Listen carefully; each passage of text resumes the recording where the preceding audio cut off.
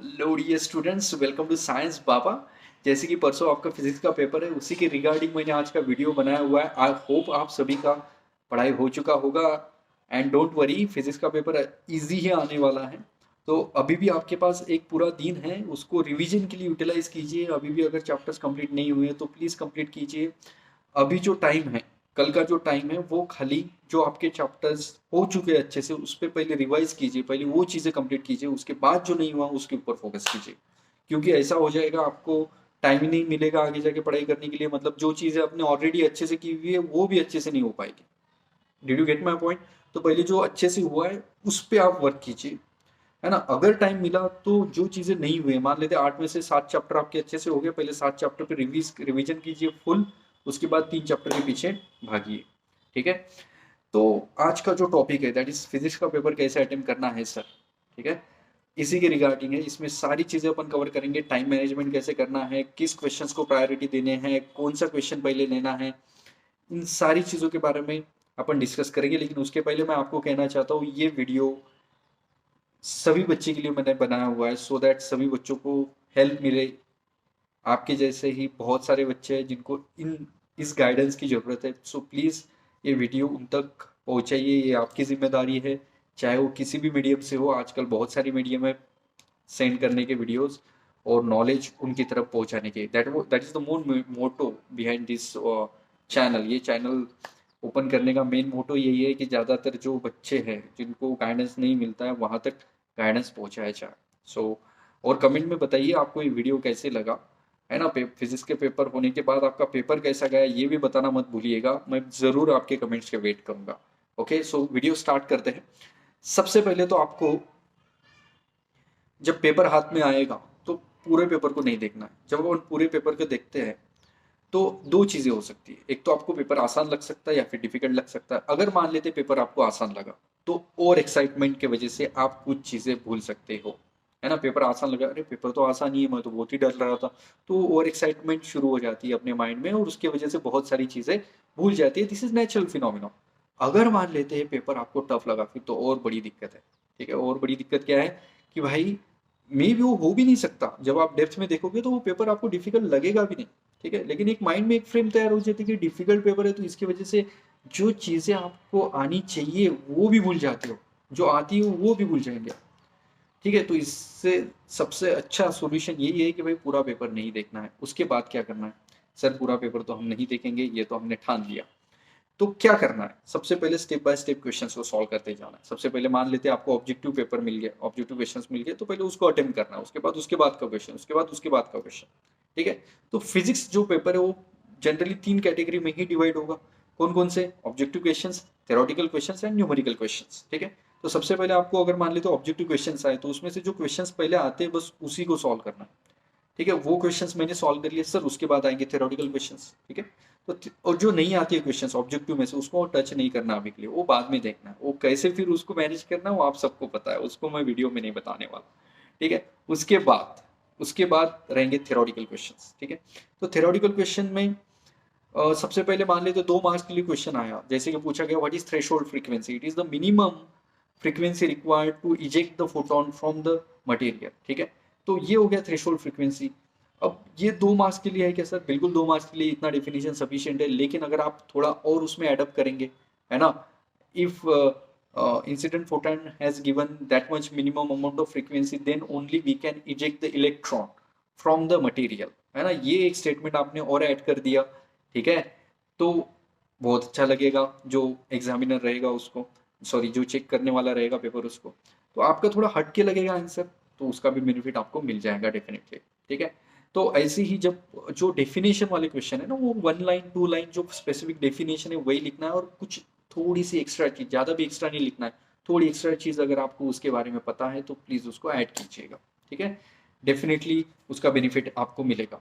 ठीक है। तो 2 मार्क्स के क्वेश्चन हो गए। उसके बाद आएंगे थ्योरेटिकल क्वेश्चन जिसमें प्रूफ रहेगा, या फिर ऐसा पूछा जाएगा what is isothermal process, what is isobaric process, right. तो अगर मान लेते हैं आपको पूछा गया व्हाट इज आइसोबारिक प्रोसेस, तो ऐसा मत कीजिए कि भाई isobaric process constant pressure process is called as isobaric pressure baric process, बस इतना ही लिख लिया। कोई दिक्कत नहीं, मार्क्स मिलेंगे, पूरे भी मिल सकते हैं, पूरे चांसेस है। लेकिन थोड़ा आइसोबारिक वर्कडन भी लिख लिया तो थोड़ा एडवांटेज मिल सकता है आपको। अगर आपको पता है वो चीज़ तो प्लीज़ ऐड कीजिए, ठीक है?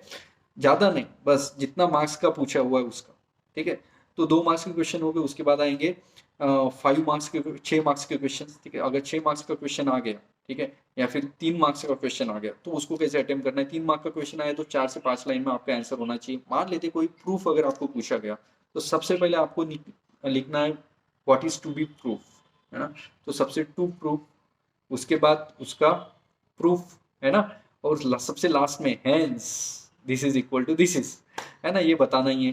प्रूफ में अगर आपको डायग्राम निकालने की जरूरत पड़ी तो प्लीज डायग्राम निकालिएगा विथ प्रॉपर नेम, है ना? उसका नामकरण भी अच्छे से करना है डायग्राम का, और डायग्राम ऐसी दिखनी चाहिए कि भाई उसको लगे वाह क्या डायग्राम निकाली हुई।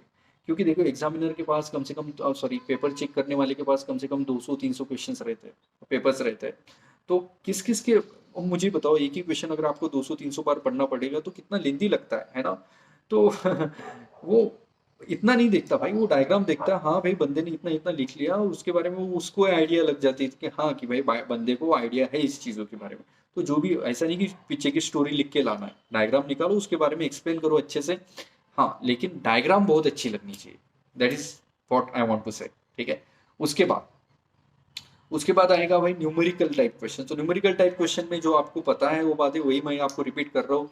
क्या फाइंड आउट करना है? तो सबसे पहले तो क्या गिवन है, given to be find out, then solution, है ना? और सॉल्यूशन के लास्ट में hence the therefore the solution of this, okay? मान लेते डेंसिटी आपको निकालनी है, तो density of this liquid is 1500 kilogram per metre cube. ऐसा पूरा स्टेटमेंट में लास्ट में लिखना नहीं भूलना।